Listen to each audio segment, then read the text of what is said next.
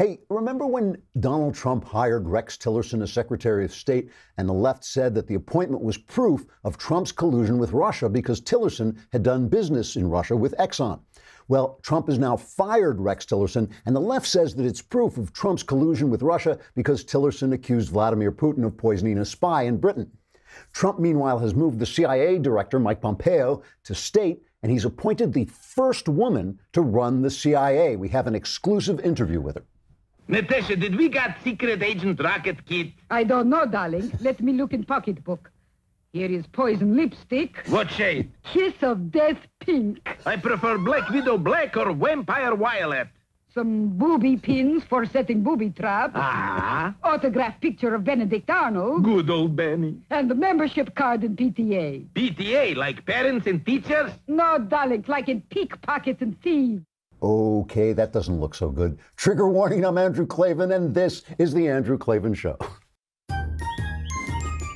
I feel hunky-dunky, life is tickety-boo.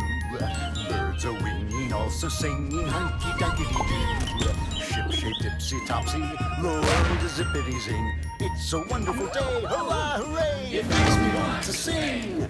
Oh, hurrah, hooray! Oh, hooray, hooray! Just kidding about Natasha. Don't start sending me all these comments. You rotten, you hate Donald Trump. Christian Toto is with us, a great movie critic, going to talk about, he has written this really good piece about just how nasty Hollywood has become and why. And meanwhile, before that comes, you'll want to get stamps.com. Why, you say? Well, because the post office is something we all need, we all use it, but you want it in your computer. You don't have to run down there and depend on when they're open and wait online or anything like that. You can just have every good thing that the post office offers in your computer. It's the easiest way. Stamps.com is the easiest way to access all the amazing services of the post office. You can find out the exact amount of postage you want every time, so you never underpay or overpay again. You can create your Stamps.com account in minutes online with no equipment to lease and no long-term commitments. You just click print mail and you're done. I like it. That's one of the things I love about it. I just actually, I'm still living in the other age. You know, I actually love the fact that I can put an envelope into my computer, into my printer, and it comes out with a stamp on it. It's like, to me, that's still magic. Stamps.com will bring you all the amazing services of the U.S. Postal Service to your fingertips. You can buy and print official U.S. postage for any letter, any package, any class of mail using your own computer and printer. Right now, you too can enjoy the Stamps.com service with a special offer that includes a 4-week trial plus postage and a digital scale, which helps you get the amount of stamps you need right. Go to Stamps.com, click on the microphone at the top of the homepage, and type in Klavan. Now, I know because you haven't got stamps.com, you're probably licking your stamps and you're saying, hey, Klavan. Well, it's Klavan, stamps.com. Enter Klavan. Get the post office in your computer where it belongs. So we're going to get to the firing of Rex Tillerson and everything and the rest. But first, there's one thing I have to talk about. You know, when I was a kid in school, they used to have something called current events. I don't know if they do this anymore, but it was to teach you to read the newspaper. Everybody would have to come in and report on a story. Maybe, you know, you do it only on Thursday or whatever, but I would read the newspaper every day. And in my house, we got the New York Times, and I would read the New York Times. And in those days, it was still a newspaper. And I noticed as a little kid, I'm talking like in 6th grade, I noticed that your eyes naturally went to stories that upset you. Your eyes naturally went and you naturally read stories that made you angry or that you thought were stupid or where somebody said something that was absurd. And nowadays, what they have, and I noticed that right away, and I thought like, well, you got to kind of guard against that so you're not always getting ticked off and you don't think the world is worse than it is. Nowadays, they have, you know, social media, which is actually geared to do exactly that. So, you know, some clown on Twitter who's never done anything or been anywhere and doesn't know anything about anything, says something crazy and it becomes a news story. You know, you suddenly go like, people on Twitter are saying that women are really men spelled backwards. And you go, oh my God, the world is, it's going to hell. And, you know, think like, it's 6 guys, some crazy guy lives with his mom in the basement. He's sending stuff out on Twitter. So I don't like to go to stuff that upsets you right away unless it is representative. Hillary Clinton, and after all, Hillary Clinton is not some clown on Twitter. Hillary Clinton was the Democrats' nominee for president of the United States, got more actual people to vote for her than Donald Trump did. She gave an interview in Mumbai, I guess it was, in India, And she was asked once again why. There's one thing that Hillary Clinton is an expert on. She doesn't know anything about, international affairs. She doesn't know anything about governing. She doesn't know anything about America. But if you ask her why she lost the election, she is an expert. Listen to this, her latest explanation. What the map doesn't show you is that I won the places that represent 2/3 of America's gross domestic product. So I won the places that are optimistic, diverse, dynamic, moving forward. And his whole campaign, Make America Great Again, was looking backwards. You know, you didn't like black people getting rights. You don't like women, getting jobs. You don't want to, see that Indian American succeeding more than you are. Whatever your problem is, I'm going to solve it. So it was a symptom, but it was also a cause, because having someone run for president who voices those ideas, who rejects so much of the American story and our values, was also the underlying cause as well. I didn't realize until I heard that how much you people stink. You really are you are deplorable. She's right. I mean, you don't like black people. You don't like women. You hate Indian. That is so cynical of her that she's talking to Indian people. Obviously, she's in Mumbai, and she says, "Oh, Donald Trump. The people who supported Donald Trump, they hated those Indian Americans." I know. That's what you were sitting there going, like, Hillary or Donald. Well, if I vote for Hillary, there's going to be an Indian American going to come in to my workplace. I knew that's what you were really thinking. What is amazing about this is if this were just this old, later on she went and she fell down a flight of steps, and I was thinking, I don't know why she, maybe she's old, maybe she's on drugs, maybe, some medication or something like this. All I know is when I lived in England, all my friends were always falling down, and they show up with black eyes and, broken ankles, and I'd say, what happened? Well, I fell down. And then I realized everybody in England is an alcoholic. The entire country is drunk from beginning to end, and so that's why they fell down. I don't know if that's what's happening with Hillary. But she does represent the people who voted for her and the people who support her in hating the rest of America. And I just pulled this together and asked the guys here to make a little montage. And this is I think it's just from yesterday, it may be 2 days, of the way people talk about Donald Trump, his supporters, and the situation in Washington. This is just a montage of commentary from the last day or maybe two. Listen to this. Whenever he goes out there and whips up like it's a Mussolini rally. And I know what the NRA likes to do, the people at the top of the NRA like to do, is they like to hide behind the Second Amendment and say that this is our constitutional right, we're Americans. And what they're really trying to do is say, let us sell you more guns at an even younger age, put more people at risk, scare more people, cause more violence, kill more people, and sell more guns. I don't think he's capable of the basic empathies that we feel as human beings, and that's what a sociopath is. I think everything is immediately translated to me. I'm not inside him, but everything I know and know him for 20 years, when we see children dying, we as humans, we as parents, feel a certain way. I actually doesn't think it translates to him, and that's what makes him a sociopath. Well, they're acting like, slimy political operatives, not moral leaders.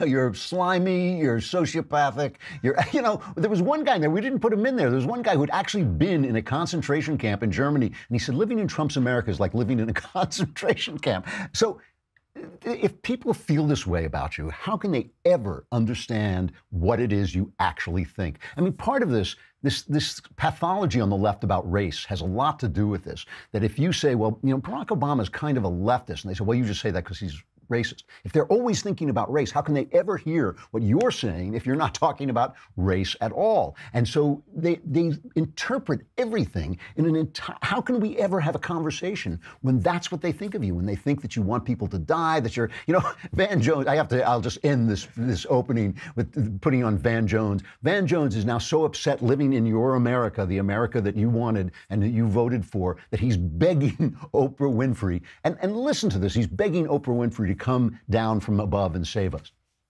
We had the Obamas in the White House. So even on a bad day, you had a North Star, you had some hope. And then it was like the universe just said, psych, and threw us in the toilet and closed the lid. And now we're just stuck in this crazy situation. We have each other. We have each other. Tell me about that. And this is the thing. I think I have to just say, please say, everybody is feeding yourself on the hysteria and the negativity. You gotta stay in the light. But one of the reasons why I was so excited is about A Wrinkle in Time, because the message is that the darkness is spreading so fast these days. You must become a warrior of the light. Stay in the light. And see my movie. You don't want to miss my movie if you want to be in the light. I mean, this is the world that they are living in. They are living in this world of utter disaster. And that brings us to the latest in the Russia scandal. Yesterday, the Republicans on the House Intelligence Committee, without telling the Democrats, said that they were going to release a report saying that they did not find any evidence of collusion on either side, and they believed the intelligence community was wrong in saying that the Russians were supporting Donald Trump, that they were just trying to sow chaos. And Devin Nunes, or Nunes, what the hell is this man's name? Does he know what his name is? Nobody pronounces it. Call the guy's mother, find out what his Nunes. Let's just stop saying. Sorry. What was I talking about? Oh, yeah. So they didn't send Devin Nunes out to report this because nobody knows how to pronounce his name. So instead, they sent Mike Conaway. And this is his summation of what their findings are. This is cut 4. We've reached that point where we've interviewed all the folks we need to. We've looked at some 300,000 documents, 73 interviews that we've done across the course of the day, trying to answer the 4 questions that were originally set out for a committee to answer. Yes, the Russians tried to interfere with our election process. Yes, they had cyber attacks, active measures going on. We could find no evidence of collusion between either campaign and the Russians. And we also have some recommendations, we'll have recommendations that speak to what we do with elections going forward, how important it is for Americans to be on guard on a process that's sacred to our democracy, our representative republic, quite frankly, and that is the electing of leadership across this country. But on the big piece of the puzzle that everybody has been talking about, which is one of the reasons why your investigation was struck in the first place, no collusion that you found. No evidence. No evidence of collusion between the Trump campaign and the Russians. Or the Clinton campaign. So this is why people don't trust Fox News, because he has the guy there. He doesn't even ask the tough question, how do you pronounce Devin Nunes' name? So we never get to the bottom of this.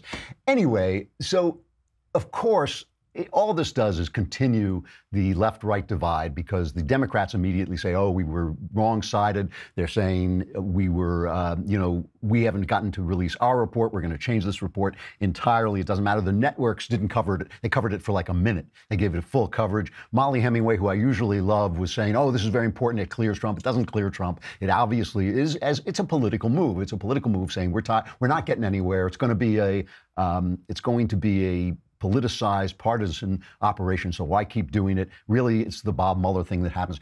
The most concise and nuanced and intelligent and restrained commentary came from Phil Mudd on CNN. Here he is, cut 3.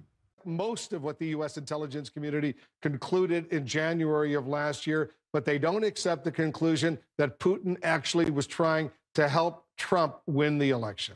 Can you tell me why? Why they say that? They just told us that they conducted an investigation, including interviews, where the interviewees chose not to answer questions. How the heck can they say they got to the bottom of this when they didn't interview people because people came to the table and said, we're not answering? Second question, 2 parts of any investigation, interviews and technical information.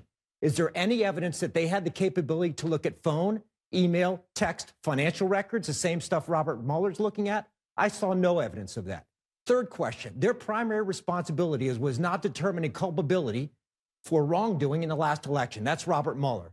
Their responsibility was not to represent party, Democrat or Republican, but to represent people. How do we protect the next election? The last 30 minutes, Wolf, you give me one sentence where somebody spoke about how they're going to protect us instead of saying this is why the other party did something wrong. If this report were written on toilet paper, I wouldn't stoop to wipe my ass with it. These people owe us more. Phil is losing his mind. I wouldn't wipe my ass That's the when you turn to CNN, but that's why they say you get to the bottom of things, I guess. Just unbelievable. So this has solved nothing and has changed nothing because we're all seeing different things. I mean, when they hate you the way they hate you, they cannot see anything. You cannot have a conversation with them. Phil Mudd needs to get some exercise. So do you. That's why you should get yourself a Peloton bike. I went and checked this thing out. I drove over to Century City, which is about, I don't know, it's maybe 1.5 miles away. So in LA, that's 4 hours of driving. And I drove over there to look at this thing. This is not, it's not just an exercise bike. It's not just a stationary bike. It is really something different because it's an entire experience. First of all, the thing is built so it doesn't occupy a lot of space. It sits in a very small area of space. So you can put it in your bedroom. You can put it in any corner of your house. It also is they do it with belts, so it's completely silent. It's really amazing. So, for instance, if your spouse is asleep and you want to do your exercise and the thing is in the bedroom, you can do it. It's just totally quiet. But the really important thing is that it comes with a TV screen and a subscription that you pay for the subscription when you buy the bike, where you get classes, live classes, or you can record classes of how to work out. You can do all kinds of different things, and you're part of a community. It's like all these other people are doing this at the same time you are. So you don't have to worry about fitting classes in your busy schedule. You don't have to say, especially in LA, how am I going to drive to the studio? The studio comes to you. You get a 22-inch high-def touchscreen. Like I said, it's nearly silent, and it's just a beautifully built piece of machinery. You can discover this cutting-edge indoor cycling bike that brings the studio experience to your home. Peloton is offering listeners a limited-time offer. Go to onepeloton.com. I'll spell that for you. It's OnePeloton.com, and enter the code Klavan at checkout, and you'll be on the bike and you'll say, how do you spell Klavan? Well, it's Klavan. And if you enter that at checkout, not only will they remain our sponsors and we can keep doing what we're doing, but you'll also get $100 off accessories with your Peloton bike purchase. Get a great workout at home anytime you want. Go to onepeloton.com and use the code Klavan and get started. It's very cool. I mean, because you not only get the classes, you can have a race, they can put you in another city and all this. So it's an actual whole experience instead of just a machine. So Rex Tillerson has been fired, right? And I have to say, this is one of the stuff I cannot support Donald Trump. And he fired him in a tweet. Tillerson said he had no idea. He reads the tweet, you're fired. I mean, that's no way to treat people. It is no way to treat people. And it's one of the things that makes it hard, even though I'm not going to cede an inch to the left over Donald Trump's policies, which have been really excellent. Behavior like that does make it hard. It makes it hard to give you your full support. You don't fire a guy like that. But the thing about Rex Tillerson is somehow Tillerson and Trump just never hit it off. Maybe they're both kind of the same person. They're both these big businessmen who think a lot of themselves, and they're both kind of alpha types. And they just bumped into each other, and Tillerson never got the ear of Donald Trump. So he got rid of him because you can't be an effective Secretary of State without doing it. Mike Pompeo, brilliant guy, good guy. I like him. I think he is a step up. And Trump talked about why Tillerson was fired as he was talking to reporters as Cut 2. Rex and I have been talking about this for a long time. We got along actually quite well, but we disagreed on things. When you look at the Iran deal, I think it's terrible. I guess it was okay. I wanted to either break it or do something, and he felt a little bit differently. So we were not really thinking the same. So this has been going on a long time, and he's absolutely right, they've never really made it together. And how can you be Secretary of State? How can people negotiate with you and if they don't think you have the ear of the President of the United States? It doesn't really work. The timing, I have to say, was a little bit bad. There is a story going on in Britain that is a genuinely bad story. A spy he was a double agent. He was a Soviet spy, but he was a double agent. And we traded him for some spies that the Americans, had caught. And he went to live in England with his daughter, and he was poisoned. He's still alive, but he's in critical condition. He was poisoned with his daughter by a nerve agent that was only made by the Russians. And they're supposed to have dumped these things, but of course they never did. And Theresa May, the Prime Minister of England, of Great Britain, they have done the research. They've identified this poison. They know pretty much that the Russians did it. Here's Theresa May talking in the Parliament. It is highly likely that Russia was responsible for the act against Sergei and Yulia Skripal. Mr. Speaker, there are therefore only two plausible explanations. Either this was a direct act by the Russian state against our country, or the Russian government lost control of its potentially catastrophically damaging nerve agent. I have to say, by the way, I mean, Putin, this is one of the reasons that people attack Trump, because he's not harder on Putin personally. Trump's policies have been very tough on Russia. If only his full throttle acquisition of energy, of oil and gas, which is the only thing that keeps Russia moving, the only thing they have. They don't have any business, they don't have any capitalism, they don't have the stuff that makes a country. All they have is the oil that they're selling to the rest of the world. So if we bring the price of oil down and we become a major supplier to the EU, Putin loses all his power. So Trump is really undermining the guy, but he will never attack him personally. And Putin is a thug and a murderer. And Russia is such a tragedy. It is such a tragedy. You know, did you ever see the movie Room? You ever see the film Room? It's a very touching movie. I liked it. It's based on a novel, and it's about one of these women who is kidnapped by one of these madmen and stuck in a room, and he just comes in and sexually abuses her, sexually uses her, and she gets pregnant and she has a little boy. And when we join the story, she's in the room with her son, whom she loves, and she has taught him that the room is the world. And when she sees a chance to escape, she has to explain to him the room is not the world. There's an actual world out there, and everything she's told him is a lie. And he rebels. He says, no, you know, this is the room. The room is everything. That's Russia. That is Russia. They were surrounded by this philosophy. They were told that they were heroically going into the future with communism. It was bringing the new paradise. They had values. They knew what virtue was. Virtue was to support this vision. They knew why they were suffering, why they weren't getting materials. They knew why people were being killed by Stalin. It was also to support this vision. And then one day, boom, it fell apart, and it turned out the world is not the room. The world is not communism. Socialism doesn't work. Communism doesn't work. All the things that were taught were wrong. And you say to them, great, now you're free, you're out of the room. Well, in the movie, that might work. But in real life, people just felt as if the entire fabric of reality and morality had been stripped away from them. And so for a moment there, they looked like they were going to be free. There were some freedom fighters in the streets. Boris Yeltsin was just not the guy. He was a drunk, and he wasn't fully committed to the vision of a new democratic republic of Russia. He couldn't pull it off. Putin just moved in and he played his cards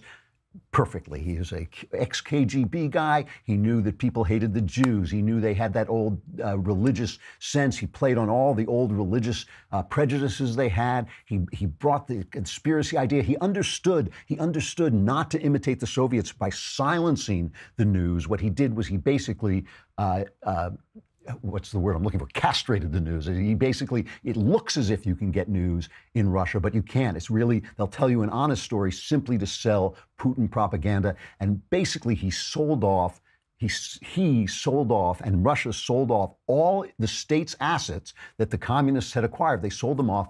They auctioned them off to gangsters, and they gave them away. So now you have these Russian billionaires, these oligarchs, but everybody else is back where they were, basically, and they have no freedom, and Putin will reach out and kill you dead wherever you are. And that is what happened in Britain. It deserves the deepest condemnation.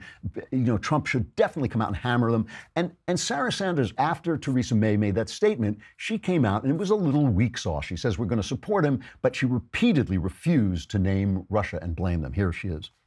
We've been monitoring the incident closely, take it very seriously. The use of a highly lethal nerve agent against UK citizens on UK soil is an outrage. The attack was reckless, indiscriminate, and irresponsible.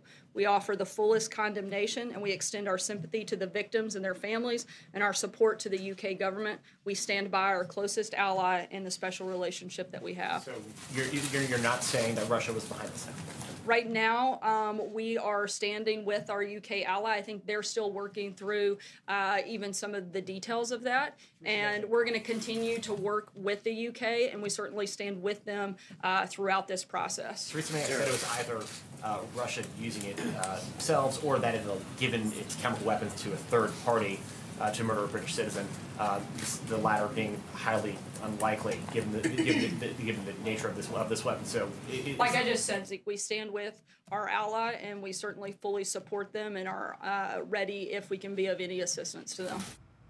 So Tillerson, so that was pretty weak because obviously the Brits have the Russians, or Theresa May would not be saying that out in Parliament. She said either they poisoned him or they've lost control of one of the most dangerous nerve agents on Earth.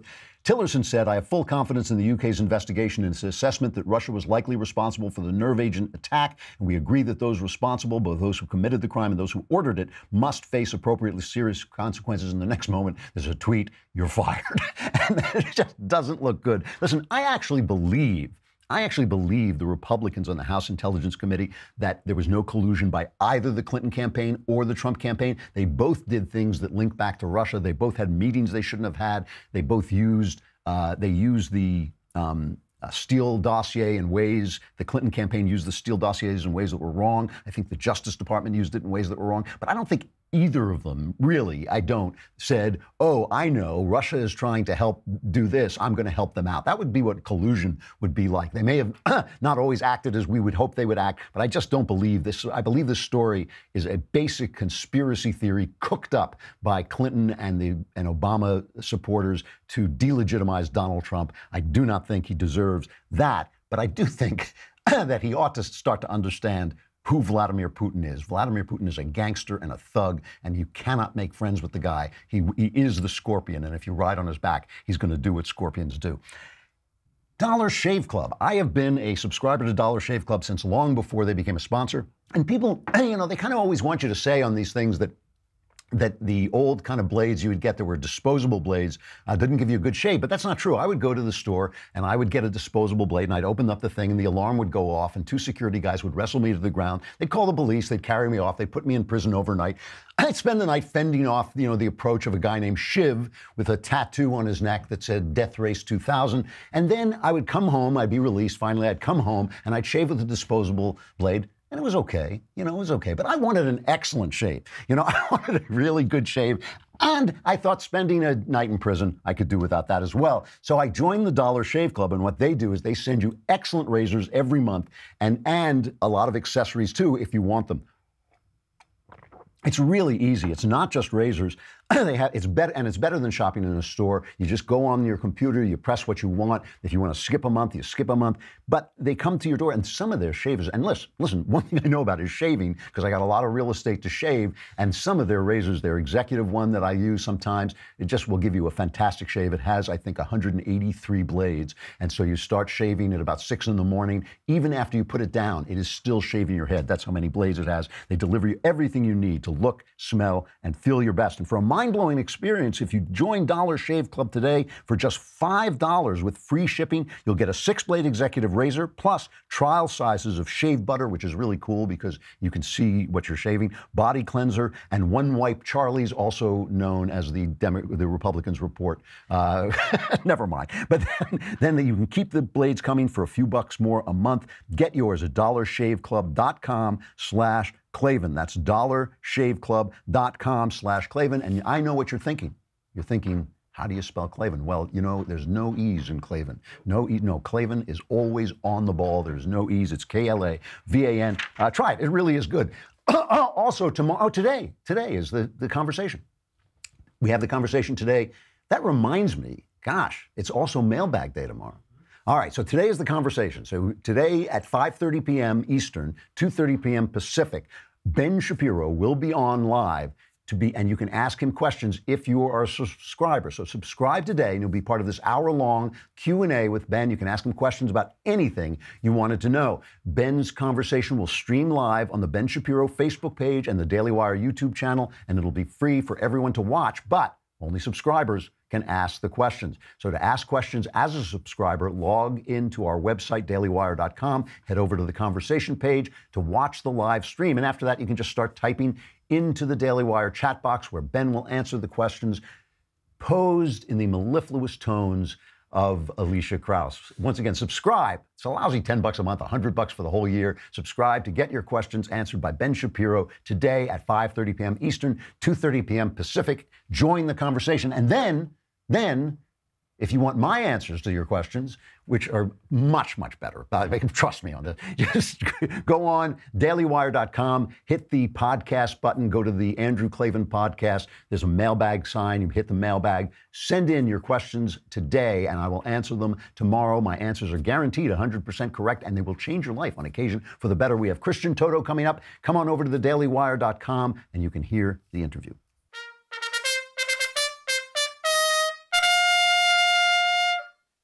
All right, Christian, are you there? I'm here. All right, because we don't have you on visual today. I don't know. They said you looked green. I told them that's just the way you look.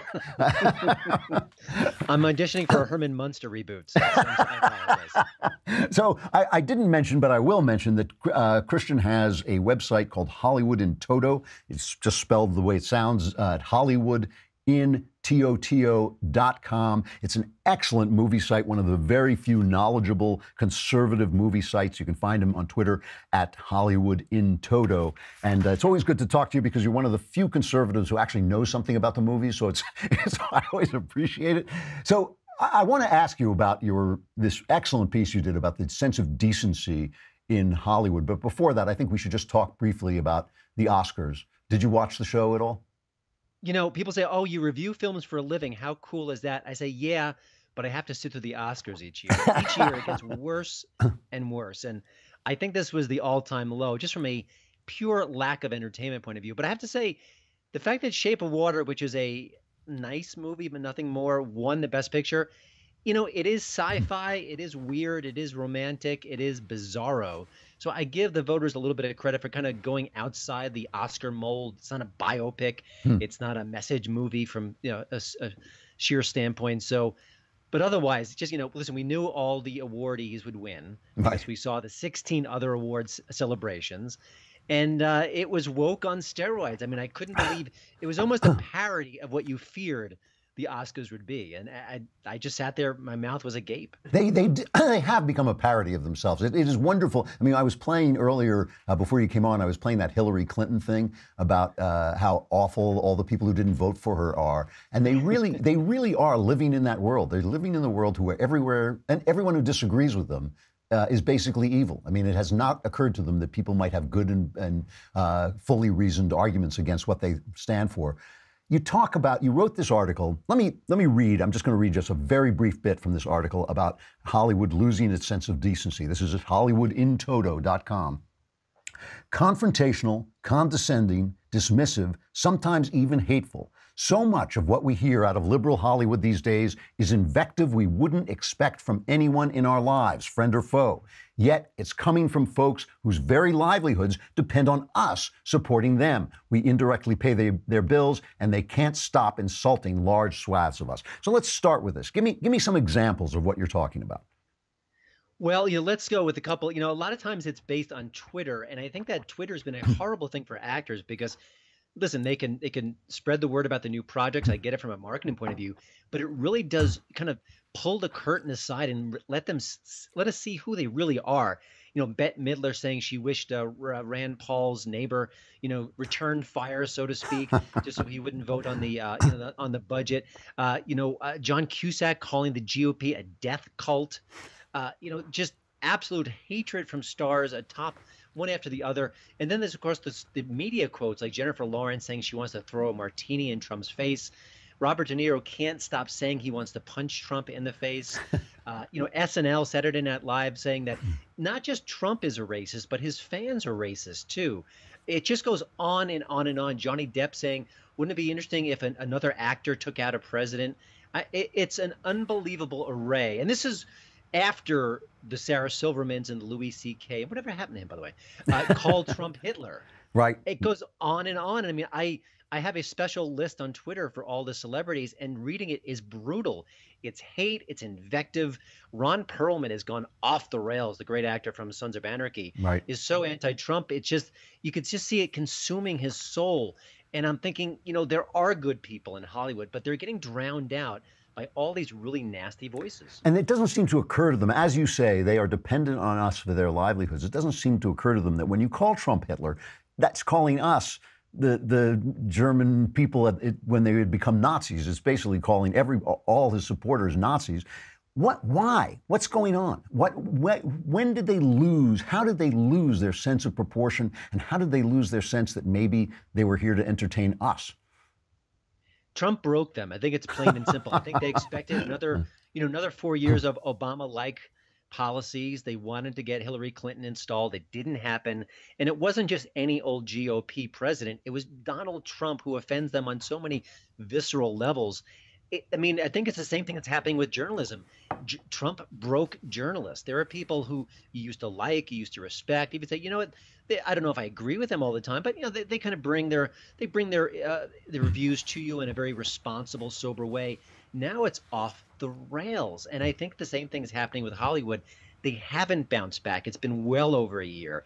It's time to kind of put your kids to bed, go to work, punch the clock, and get things done and stop obsessing about the news cycle 24/7, but they can't. They can't do it. Bill Whittle has this comment that movie stars become famous playing conservatives, and then they go weirdly liberal. So in other words, they become famous by playing police officers, by playing soldiers, by playing kind of conservative icons, people who use guns, and then suddenly it's like, oh, we hate the military, we hate the police, we hate guns.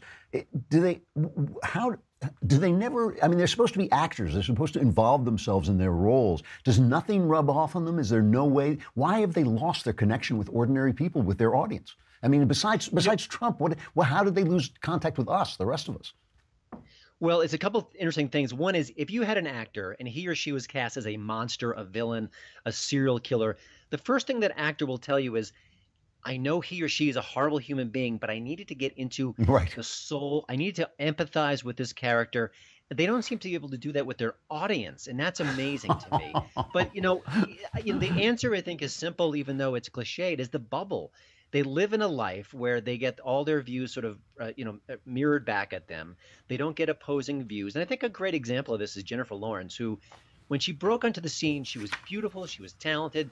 She was like the girl next door. She was kind of, aw shucks, you mean I'm a movie star? This is an Oscar? You're giving this to me? She was wonderful. She was refreshing. And now she is so incredibly full of herself in just a few short years, where she thinks she has to pontificate on politics to change the world. She thinks she's going to change the political system. Meanwhile, when you listen to her speak, she's not very bright. She's an actress. Yeah, I take nothing away from her ability. I thought she was very good in Red Sparrow.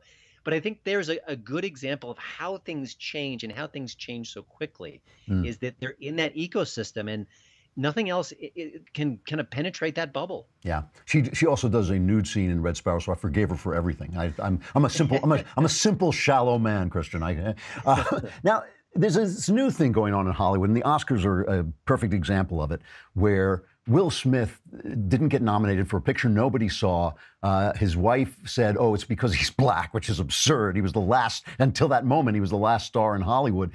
And now this quota system has taken hold, and I know that agents are now getting calls, oh, we need a black female writer. We need, a woman director for this. We need a black star for this. They have to have, even they were talking about this, what was a diversity rider or something like this, where you have to have diverse people. Instead of hiring people for their talent, you're hiring people for the color of their skin. It seems to me that is death to art. Am I wrong? Is that going to destroy what's left of the movie business, or am I overreacting? I think it's an overreaction slightly, but I do agree. For every Ryan Coogler, who's a terrific director, he's behind Black Panther and Creed, and he happens to be black, there are going to be other directors of color who maybe don't have that skill set. Right. So when they're handed a huge project, if it fails, then Hollywood goes, oh, we tried the diversity thing, it didn't work. Instead of being genuinely open to all people, all genders, and saying, hey, we want the best of the best, they're going to kind of go this other route. And I think it's going to hurt the product and hurt kind of the connection that they have with their diversity mission, because they do have problems. If you look at how many women direct films, it's a very, very small number. There are issues in Hollywood that need to be addressed, but going this path, I think, is going to be damaging to the mission. Because it is interesting, like during the 70s, this new crop of stars came up, Dustin Hoffman and Al Pacino and Robert De Niro, who looked suddenly different. They looked like the people who had immigrated during the first part of the 20th century, but it took them a long time to start to have stars who looked like Italians, who looked like Jews, who didn't look like blonde, wasps. But eventually they came up, and it wasn't because they said you have to hire us. It was basically because the times changed and their talent overrode everything. I just think, it's funny, if they would stop thinking that we're all racist, they would stop pushing themselves in our faces. It makes you upset when they say, oh, yeah, I'm going to hire this guy because he's black. Then you think, yeah, well, I'm not going to go to your movie because I'm white. How's that sound? And I think if they would just let these guys rise on their natural talents, it would actually happen. All right, I got to go, but let me ask you, is there anything coming up that you're looking forward to? Well, a couple of movies out now I was pleasantly surprised by. One was Game Night with Jason Bateman. Okay. A very funny black comedy. It gets silly toward the end, so expect that. But I laughed a lot. Some good, solid lines. Also, Death Wish. I was really kind of dreading that one because I just thought it was pushed around the schedule a bit. Does Bruce Willis still have it? And he does sleepwalk through the first third of the movie, although I think it's maybe a creative choice. But it is a crowd pleaser. I saw it in a theater, and the crowd had a visceral reaction to some of the vigilante antics. So listen, ignore the 99% of liberal critics who lost their minds. They went nuts, blasting the film. It is a genre movie, and as such, it's quite good. So check out that as well. All right, thanks a lot. Christian Toto at HollywoodInToto.com or on Twitter at HollywoodInToto. It's always good talking to you, Christian. I'm sorry we're out of time, but you'll come back. No worries. All right. Thanks so much. Thanks a lot. All right, Sexual Follies.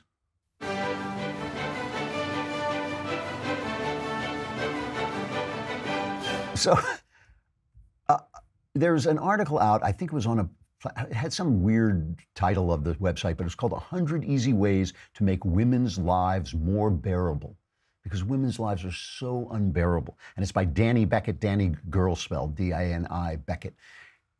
I was going to do a whole funny article about this, but my daughter beat me to it. So if you want to read her take on it, it's Faith Moore over at PJ Media. She went on against about this. But I have to read this because it's everything that is wrong with feminism packed into just this little angry, nasty, mean article. From Dani Beckett, she says, every year I wake up on March 8th to a flurry of tweets from men wishing me a happy International Women's Day. Ooh, I forgot to send that one. So she didn't hear from me this year. But she says, and every year I find myself thinking, well, thanks. But is that it? Is that all the support for gender equality that you can muster for the entire year? And then she goes on and gives you 100 ways to make women's lives more bearable, because I think she's British, but I know in Britain and America, women's lives are just so unbearable. It's unbearable to be female. So here are her, some of her suggestions, possibly with some of my answers. Number one, before explaining something to a woman, ask yourself if she might already understand. She may know more about it than you do. See, Dani, let me explain this to you. This is why women don't know anything, because they get offended when you explain it to them. Number two, never, ever try to explain feminism to a woman. I wouldn't try to explain feminism to anyone because it's completely irrational. Three, trans women are women. Repeat that until you perish. Dani, cutes, love. Let me explain this to you. Please, sit, listen. Saying something false over and over again doesn't actually make it true. That just doesn't happen. You probably don't know that because you're a woman. 4, respect people's pronouns. It's not hard. My response to that is, shut up. 5, remember that fat women exist and aren't all trying to get thin. Treat them with respect. I do treat them with respect until, they're not looking. 6, in fact, just never comment on a woman's body. Dani, you are cute when you're mad. Here's another one. If you read stories to a child, swap the genders. Yes, because it's really fun to turn your children into psychopaths. Trust women. When they teach you something, don't feel the need to go and check for yourself. Especially, do not Google it in front of them. See, that's women hate when you prove they're wrong because they're irrational. Finally, examine your language when talking about women. Get rid of words like irrational, bossy, and badgering. Dani, I can make your life more bearable with one piece of advice. Stop being like this. You're irrational, bossy, and badgering. You're totally, and you know, this is what is wrong with feminism, is they hate the way men behave. So they imitate the way men behave, and they think it's okay because they're women. They look at men who are aggressive and arrogant and overbearing and nasty, and they say, oh, well, I'm a nasty woman. I'm an overbearing woman. I'm strong. You're a jerk. You're a jerk. It doesn't matter. A man acts like that. He's a jerk. You act like that. You're a jerk. Your life would be much more bearable, and people would like you a lot more if you'd stop talking to them like that. All right, the mailbag is tomorrow. Like I said, go to thedailywire.com. You have to be a subscriber, but you want to subscribe anyway so you can get to the conversation with Shapiro. After you do that, hit the podcast button at thedailywire.com. Go to my podcast, hit the mailbag button, ask your questions. Answers guaranteed 100% correct, will change your life on occasion for the better. I want to go out with the song from the Crazy Ex-Girlfriend. I play this in honor of Danny over at her website, whatever it's called. This is called a little song. It's very funny. It's called Let's Generalize About Men. I'm Andrew Klavan. This is The Andrew Klavan Show. I'll see you tomorrow. Right now we're angry and sad. It's our right to get righteously mad at every member of the opposite sex. Oh God, we hate them. That's what I'm saying. Let's not distinguish between them at all. Let's just drink a lot more alcohol and then high-five each other as we make a bunch of blanket statements. Let's generalize about men. Let's generalize about men. Let's take one bad thing about one man and apply it to all of them. Let's conflate all the guys. Let's generalize about men. All men are completely repressed. All men only want to have sex. There are no exceptions. All 3 billion men are like this. All 3.6 billion men. All men are emotionally stunted. When asked how they feel, every man's always grunted. And why do men never listen and only think about themselves, as opposed to women who always listen and never think about themselves? I hear you.